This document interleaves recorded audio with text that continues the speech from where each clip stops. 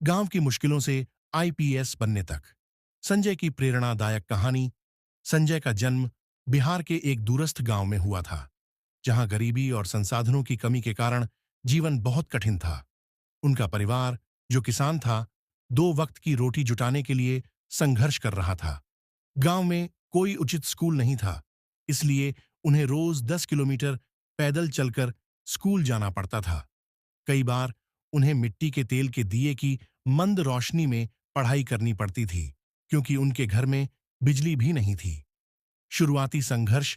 अपनी पढ़ाई के प्रति गहरी रुचि रखने के बावजूद संजय को कई कठिनाइयों का सामना करना पड़ा।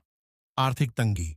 उनके माता पिता ट्यूशन का खर्च नहीं उठा सकते थे, इसलिए संजय ने खेतों में मजदूरी कर किताबें खरीदने के लिए पैसे जुटाए।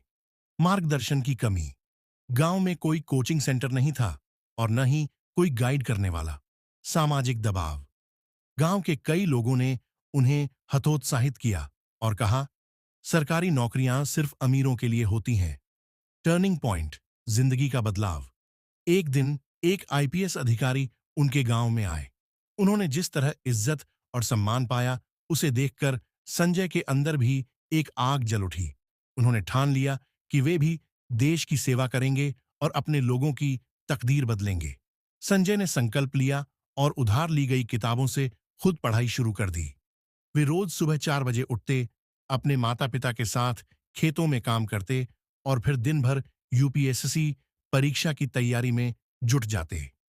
2 बार असफल होने के बावजूद उन्होंने हार नहीं मानी। उन्होंने अपनी गलतियों का विश्लेषण किया, कमजोर विषयों पर मेहनत की और तीसरी बार फिर परीक्षा दी। जीत की कहानी। तीसरे प्रयास में संजय ने यूपीएससी परीक्षा पास कर ली और आईपीएस अधिकारी बन गए। जिन गांव वालों ने कभी उन्हें हतोत्साहित किया था, वही अब उनकी सफलता का जश्न मना रहे थे। आज संजय अपने गांव और समाज को बेहतर बनाने के लिए दिन रात मेहनत कर रहे हैं, ताकि कोई बच्चा उनके जैसी मुश्किलों का सामना न करे। कहानी से सीख।